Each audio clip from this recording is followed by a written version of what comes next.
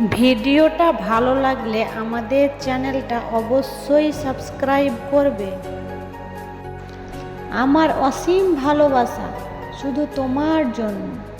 ভালোবেসে আপন করো, তবেই আমি হব ধন্য।